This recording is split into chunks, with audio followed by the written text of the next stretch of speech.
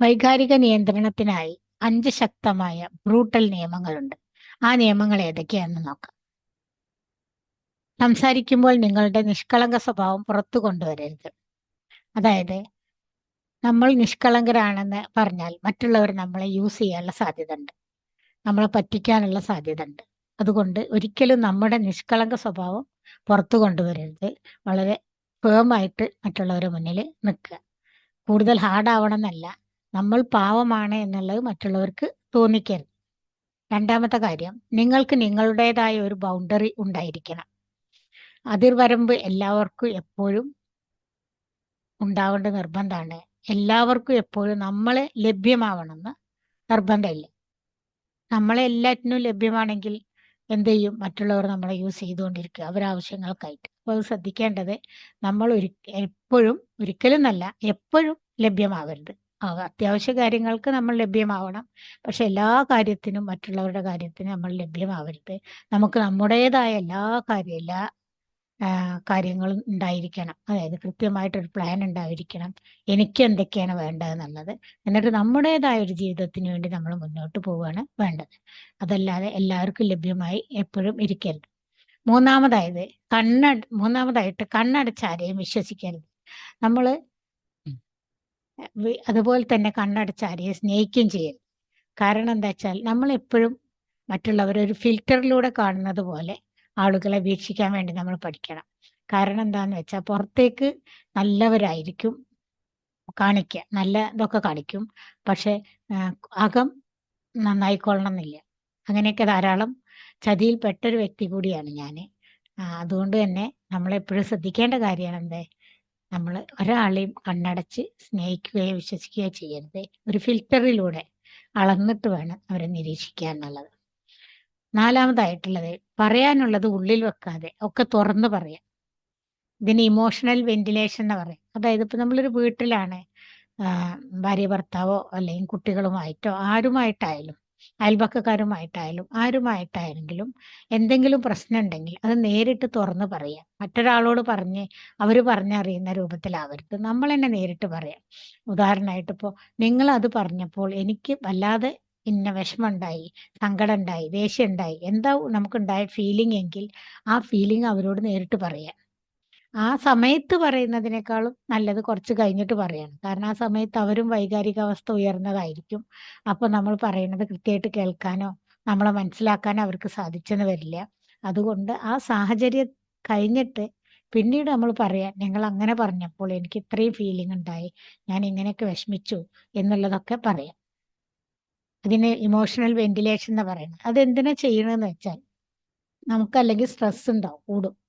നമ്മുടെ ഒക്കെ ഉള്ളിൽ ഒതുക്കി വെച്ചാൽ, അടക്കി വെച്ചാൽ, വികാരങ്ങളെ അടക്കി വെക്കാനുള്ളതല്ല, അത് പുറത്തേക്ക് കളയാനുള്ളതാണ്. അതുകൊണ്ട് ഒക്കെ അടക്കി വെച്ചിട്ടുണ്ടെങ്കിൽ തുറന്ന് പറയുമ്പോഴാണ് പുറത്തേക്ക് പോവുക.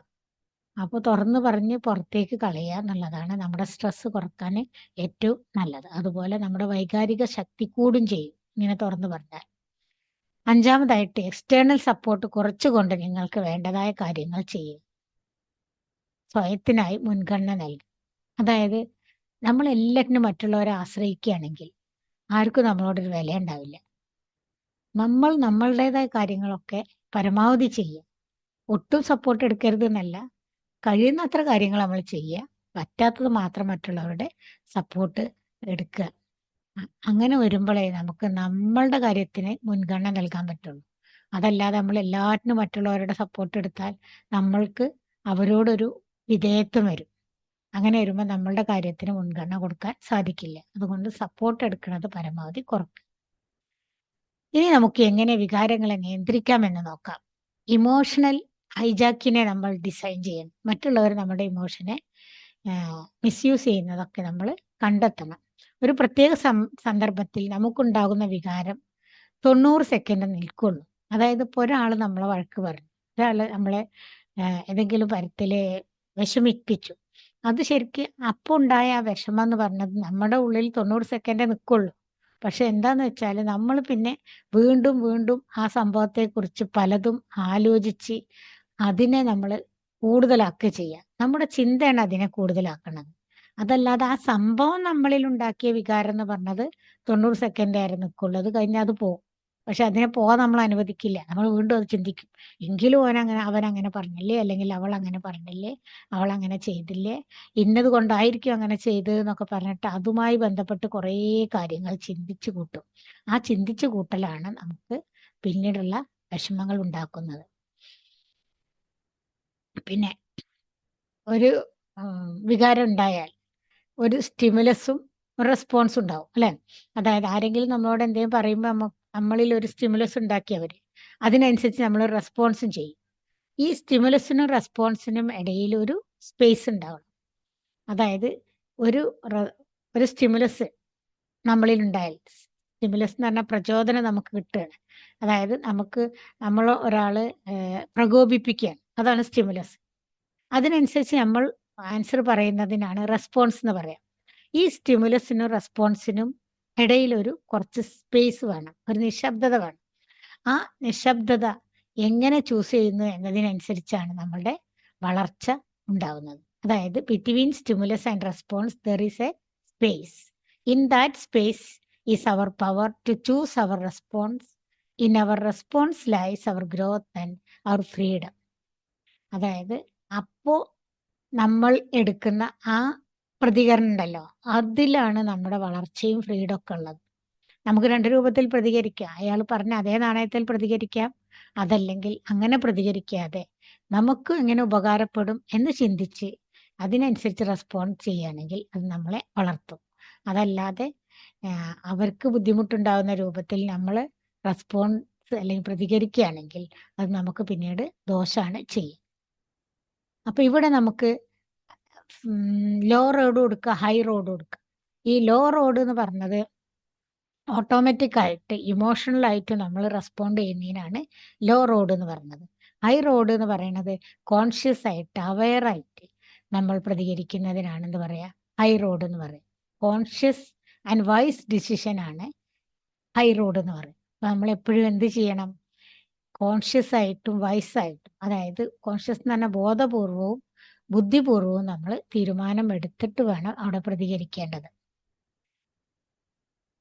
നമുക്ക് വളരെയധികം ഉയർന്ന വൈകാരികാവസ്ഥ വരുമ്പോൾ നമ്മൾ എന്ത് ചെയ്യണം, ഒരു പോസ് എടുക്കുക. പോസ് എടുക്കുക പറയുമ്പോൾ സ്റ്റോപ്പ് ചെയ്യും.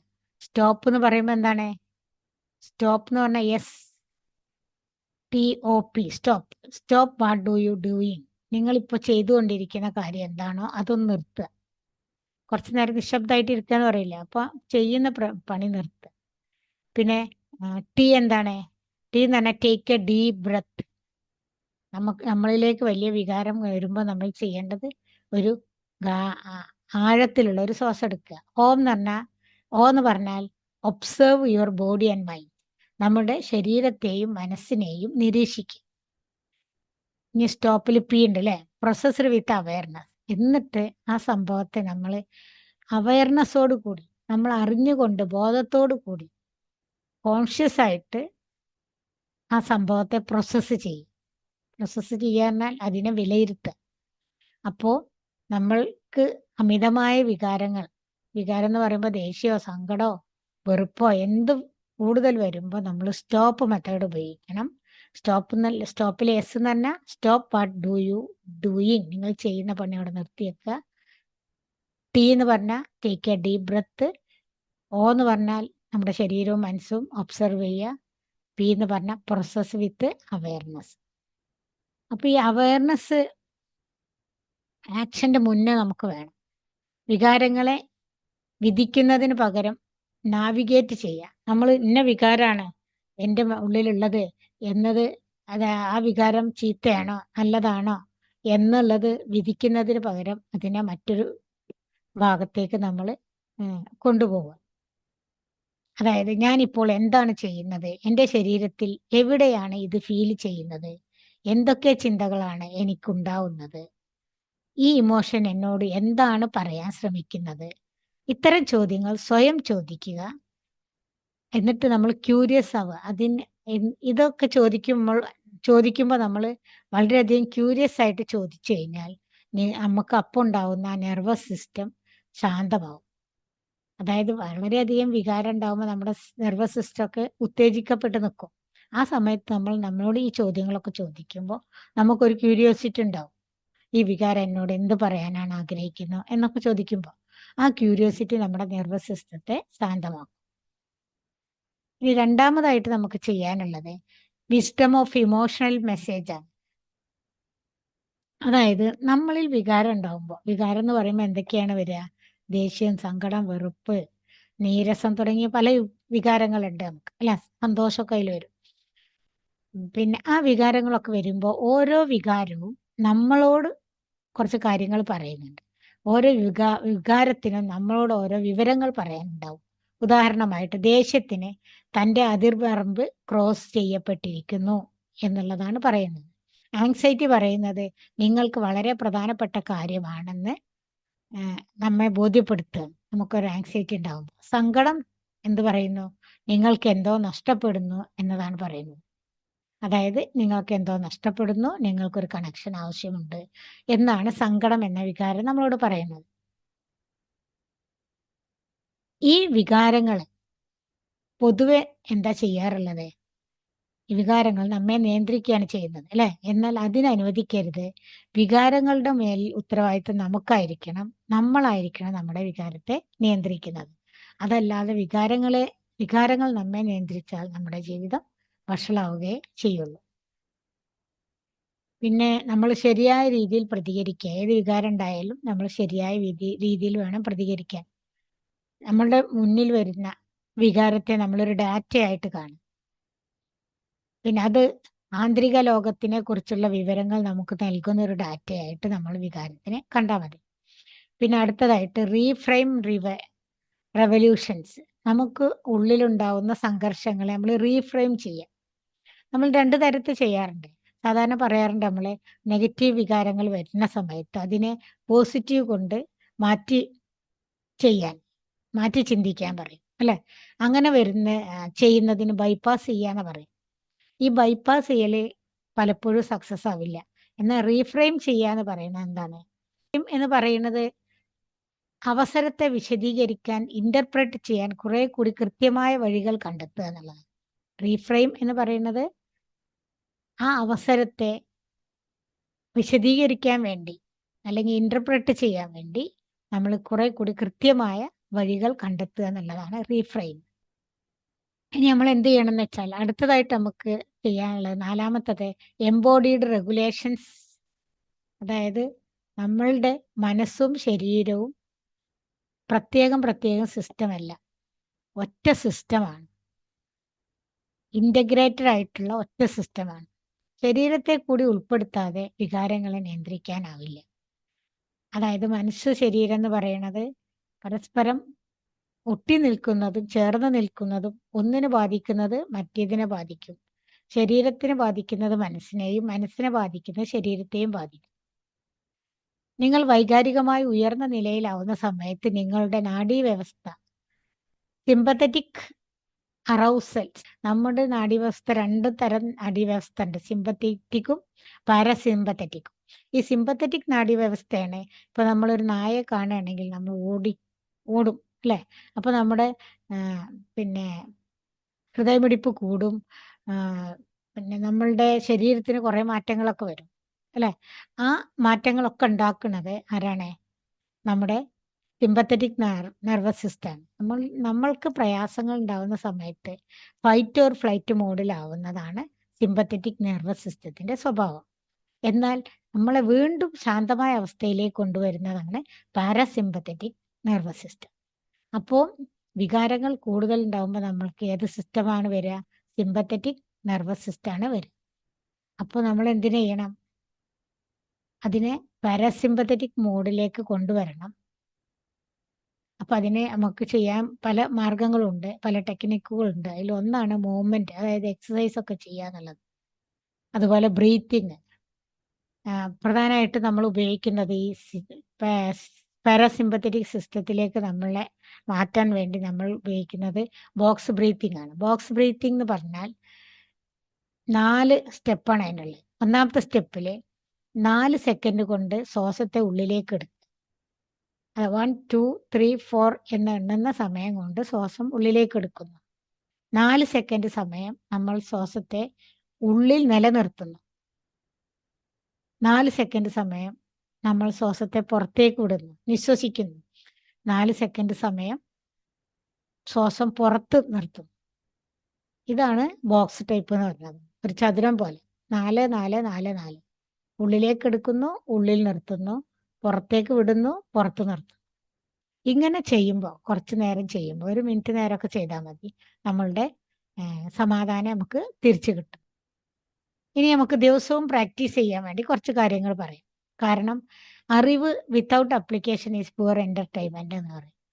ഒന്നും നമ്മൾ അപ്ലൈ ചെയ്യണില്ലെങ്കിൽ നമുക്ക് കിട്ടുന്ന ഈ അറിവുകളൊക്കെ വെറും ഒരു രസത്തിന് വേണ്ടി മാത്രമാണ്. അത് നമുക്ക് ജീവിതത്തിൽ ഉപകാരപ്പെടില്ല.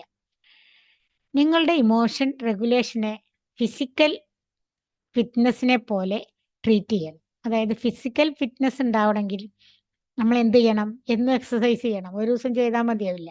അതേപോലെ ഇമോഷൻസിനെ റെഗുലേറ്റ് ചെയ്യണമെങ്കിലും വികാരങ്ങളെ നിയന്ത്രിക്കണമെങ്കിലും നമുക്ക് എന്നും അതിനുള്ള എക്സസൈസ്, ഇതിനായിട്ടുള്ള മനസ്സിനായിട്ടുള്ള എക്സസൈസ് ചെയ്യണം. ഒരു പ്രാക്ടീസും ഇല്ലാതെ മാരത്തോൺ ഓടാൻ പോയാൽ കാര്യം ഉണ്ടാവില്ല, നമുക്കൊക്കെ ഉറപ്പാണ്. എന്തിനായാലും നമ്മൾ പോകുമ്പോൾ പ്രാക്ടീസ് ചെയ്യണം. അതുപോലെ തന്നെ വികാരങ്ങളെ നിയന്ത്രിക്കാനും, ഒരു വൈകാരികാവസ്ഥ പെട്ടെന്ന് ഉണ്ടാകുന്ന സമയത്ത് അപ്പം നിയന്ത്രിക്കാന്ന് വിചാരിച്ചാൽ നടക്കില്ല. ആദ്യമേ നിയന്ത്രിച്ച് പ്രാക്ടീസ് ചെയ്തവർക്ക് മാത്രമേ ആ സാഹചര്യം വരുമ്പോൾ നിയന്ത്രിക്കാൻ സാധിക്കുള്ളൂ. പിന്നെ ആദ്യം ചെയ്യുമ്പോൾ നിങ്ങൾക്ക് ഇത് വിചാരിച്ച പോലെ റിസൾട്ട് കിട്ടണമെന്നില്ല. ഏത് ഇമോഷൻസിനെ റെഗുലേറ്റ് ചെയ്യുന്ന സമയത്ത് റിസൾട്ട് കിട്ടണമെന്നില്ല. അതിനാൽ നിങ്ങൾ ആദ്യം പ്രാക്ടീസ് ചെയ്യുക. പ്രാക്ടീസ് ഞാൻ എങ്ങനെ ചെയ്യേണ്ടതെന്ന് ഞാൻ പറഞ്ഞുതരാം. ജസ്റ്റ് വെറും 10 മിനിറ്റ് മാത്രം മതി ഒരു ദിവസം നിങ്ങൾക്ക് ഈ വികാരങ്ങളെ നിയന്ത്രിക്കാനുള്ള പ്രാക്ടീസ്. അതാണ് ഈ വീഡിയോയിൽ നിങ്ങൾ കൂടുതൽ ശ്രദ്ധിക്കേണ്ടത്, പ്രാക്ടീസ് ചെയ്യുന്ന കാര്യത്തിൽ. ഈ 10 മിനിറ്റ് എങ്ങനെയാണെന്ന് നോക്കാം നമുക്ക്. ഒന്നാമത്തെ മോർണിംഗ് ഇമോഷണൽ ചെക്കിംഗ് ആണ്. മോർണിംഗിൽ നമ്മുടെ വൈകാരികാവസ്ഥ ചെക്ക് ചെയ്യുക. അതെങ്ങനെയാന്ന് വെച്ചാൽ രാവിലെ എണീറ്റ് കഴിഞ്ഞാൽ ഉടനെ സ്വയം ചോദിക്കുക, ഞാനിപ്പോൾ എങ്ങനെയാണ് ഫീൽ ചെയ്യുന്നത്? അതായത് എനിക്കിപ്പോൾ എന്ത് ഫീലിംഗാണ് ഉള്ളത്?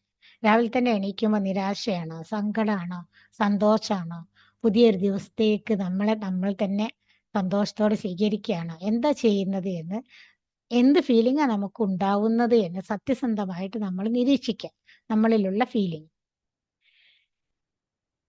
3 വികാരങ്ങൾ, അതായത് നമുക്ക് രാവിലെ തോന്നുന്ന ഏതെങ്കിലും 3 വികാരങ്ങൾ നോട്ട്ബുക്കിൽ എഴുതി വെക്കുക. ആ വികാരങ്ങളുടെ പേര് എഴുതുക. ദേഷ്യമോ, സങ്കടമോ, ടെൻഷനോ, സന്തോഷമോ ഏതായാലും അത് 3 എഴുതി വെക്കുക. എഴുതി വെക്കണ എന്തിനാന്ന് വെച്ചാൽ എല്ലാ ദിവസവും ഇങ്ങനെ എഴുതി വെക്കുമ്പോൾ ഓട്ടോമാറ്റിക്കായിട്ട് ആദ്യം ടെൻഷനുള്ള ആളുകൾ പിന്നീട് സന്തോഷത്തിലേക്ക് വരും. അങ്ങനെ നമ്മളെ മാറ്റാൻ വേണ്ടിയാണ് ഇത് എഴുതി വെക്കുന്നത്. ഇനി നമുക്ക് ദേഷ്യവും സങ്കടവും ടെൻഷനും നെഗറ്റീവ് വികാരമൊക്കെ വന്ന് എന്ന് കരുതി നമ്മൾ അതിനെ എന്താ പറയാ ജഡ്ജ് ചെയ്യേണ്ട ആവശ്യമൊന്നുമില്ല. അതൊക്കെ പതിവുള്ളതാണ്, എല്ലാവർക്കും അങ്ങനെയൊക്കെ തന്നെയാണ്. നമ്മൾ പ്രാക്ടീസിലൂടെ അത് മാറ്റിയെടുക്കാൻ വേണ്ടിയാണ് ഇതൊക്കെ ചെയ്യുന്നത് എന്ന് ഓർത്ത് ഒരിക്കലും അതിനെ ജഡ്ജ് ചെയ്യരുത്. വെറുതെ ശ്രദ്ധിച്ചാൽ മാത്രം മതി, ജഡ്ജ് ചെയ്യാതെ വെറുതെ ഒബ്സർവ് ചെയ്യുക മാത്രം ചെയ്യാം. രണ്ടാമത്തത് പ്രാക്ടീസ്. ഒന്നാമത്തെ പ്രാക്ടീസ് ഇപ്പോൾ ക്ലിയർ ആയി എന്ന് വിചാരിക്കുന്നു. രാവിലെ എണീറ്റ ഉടനെ നമ്മൾക്ക് ഇപ്പോൾ എന്ത് ഫീലിംഗ് ആണ് ഉള്ളത്, ആ ഫീലിംഗ് ഏതെങ്കിലും 3 ഫീലിംഗ് എഴുതി വെക്കുക. അതിനെ ജഡ്ജ് ചെയ്യരുത്. ഇപ്പൊ എനിക്ക് ഈ ഫീലിംഗ് ആണുള്ളതെന്ന് നമ്മൾ അറിയുന്നു എന്ന് മാത്രമേ ഉള്ളൂ. രണ്ടാമതായി ചെയ്യുന്നത് ഉച്ചക്കുള്ള പരിപാടിയാണ്. അപ്പൊ സ്റ്റോപ്പ് മെത്തേഡ് ഉപയോഗിക്കും. സ്റ്റോപ്പ് മെത്തേഡ് പറഞ്ഞല്ലോ അല്ലെ, വാട്ട് ഡു യു ഡൂയും. ഇപ്പൊ ഞാൻ എന്ത് ചെയ്യുന്നു. ടി എന്താണ്? Take deep breath. O observe body and mind. പിന്നെ പി പ്രോസസ് വിത്ത് അവയർനെസ്. ഇനി വൈകുന്നേരമാണ് പിന്നെ പ്രാക്ടീസ് ചെയ്യാനുള്ളത് അല്ലെ. വൈകുന്നേരം നമ്മൾ എന്ത് പ്രാക്ടീസ് ചെയ്യുന്നു? റിഫ്ലക്ഷൻ. ഇന്ന് എന്നിലൂടെ എന്തൊക്കെയാണ് കടന്നു പോയത്, ഇന്ന് എനിക്ക് തോന്നിയ ഏറ്റവും നല്ല വികാരം എന്താണ്, അതിനെ എങ്ങനെ എനിക്ക് കുറച്ചുകൂടെ മെച്ചപ്പെടുത്താൻ കഴിയുമായിരുന്നു എന്നിങ്ങനെ ഉള്ള കാര്യം വൈകുന്നേരം നമ്മൾ ശ്രദ്ധിക്കും. ഹായ്, നമ്മൾ വൈകുന്നേരം എങ്ങനെയാണ് നമ്മൾ ചെയ്യേണ്ടത് എന്നുള്ളത് പറഞ്ഞു അല്ലെ. അതായത് എന്താണ് എനിക്ക് ഇന്ന് ഫീൽ ചെയ്തത്, എങ്ങനെ എനിക്ക് അതിനെ റീഫ്രെയിം ചെയ്യാമായിരുന്നു.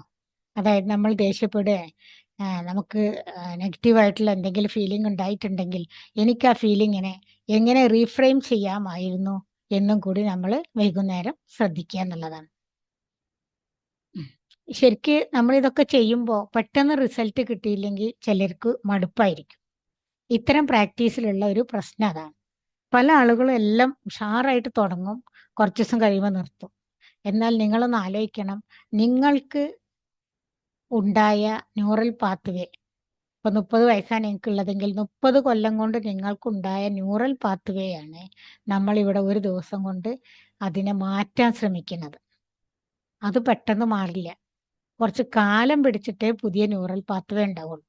അതായത് നമ്മൾ ഏത് പ്രവൃത്തി ചെയ്യുമ്പോഴും നമ്മുടെ ബ്രെയിനിൽ ഒരു കണക്ഷൻ ഉണ്ടാവുന്നുണ്ട് ആ പ്രവൃത്തിയുമായി ബന്ധപ്പെട്ടിട്ട്. ആ കണക്ഷനെയാണ് നമ്മൾ ന്യൂറൽ പാത്വേ എന്ന് പറയുന്നത്. നമ്മളുടെ പ്രവർത്തനത്തിനനുസരിച്ചുള്ള ന്യൂറൽ പാത്വേ നമ്മളിലുണ്ട്. ഇനി നമ്മൾ പ്രവർത്തനം മാറ്റുകയാണ്, പുതിയൊരു പ്രവർത്തനം തുടങ്ങുകയാണ്. അപ്പോൾ നമുക്ക് ആ പ്രവർത്തനം പെട്ടെന്ന് ചെയ്യാൻ പറ്റൂല, കാരണം നമ്മളിൽ ന്യൂറൽ പാത്വേ ഇല്ല. അപ്പോൾ എന്ത് ചെയ്യണം? തുടർച്ചയായിട്ട് നമ്മളത് ചെയ്തുകൊണ്ട് ന്യൂറൽ പാത്വേ ഉണ്ടാക്കണം. അപ്പോൾ അതിന് കുറച്ച് സമയം പിടിക്കും. അതുകൊണ്ട് ക്ഷമയോടെ ഇരിക്കണം എന്നുള്ളതാണ്. ക്ഷമയോടെ ഇരിക്കുക, മാറ്റം പെട്ടെന്ന് പ്രതീക്ഷിക്കരുത്. ക്ഷമ ഉള്ളവർക്കാണ് വിജയം ഉണ്ടാവുള്ളൂ. ഓരോ നിമിഷത്തിന്റെ അവയർനെസ്സും ഒരു വിജയമായിട്ട് നമ്മൾ കാണും.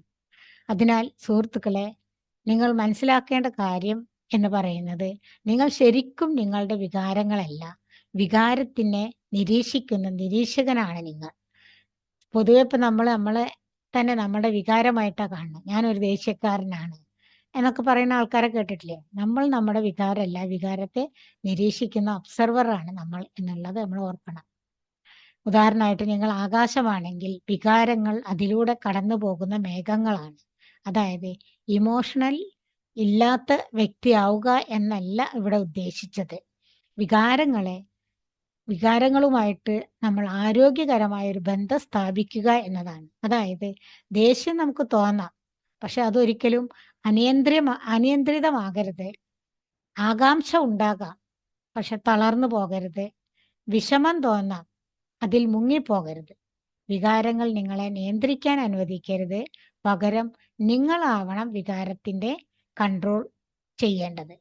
നിങ്ങൾക്കത് ശരിയായി ടെക്നിക്കുകൾ ഉപയോഗിച്ച് ചെയ്യാൻ സാധിക്കും. അതായത് റീഫ്രെയിം ടെക്നിക്ക് നമ്മൾ അടുത്ത വീഡിയോയിൽ കൃത്യമായിട്ട് പറയുന്നതാണ്. അത് കൃത്യമായിട്ട് കേട്ട് മനസ്സിലാക്കുക. ഇവിടെ പറഞ്ഞ കാര്യങ്ങൾ നിങ്ങൾ ജീവിതത്തിൽ അപ്ലൈ ചെയ്യുക. ആക്ഷൻ ടേക്കേഴ്സിന് മാത്രമേ റിസൾട്ട് ഉണ്ടാവൂ എന്നുള്ളത് എപ്പോഴെപ്പോഴും നിങ്ങൾ നിങ്ങളെ തന്നെ ഓർമ്മപ്പെടുത്തിക്കൊണ്ടിരിക്കുക. അപ്പൊ ഇവിടെ പറഞ്ഞ ആക്ഷൻസ് എന്തൊക്കെയാണ്? നമുക്ക് അമിതമായ വികാരം വരുമ്പോൾ സ്റ്റോപ്പ് മെത്തേഡ് ഉപയോഗിക്കാൻ പറഞ്ഞു. പിന്നെ അത് നിത്യം പ്രാക്ടീസ് ചെയ്യാൻ രാവിലെ, ഉച്ചക്ക്, രാത്രി നമ്മൾ എന്താണ് ചെയ്യേണ്ടത് എന്ന് പറഞ്ഞു. ഇതെല്ലാം ചെയ്തിട്ട് നിങ്ങൾ കമൻറ്റിൽ നിങ്ങളുടെ അഭിപ്രായം അറിയിക്കും. Thank you.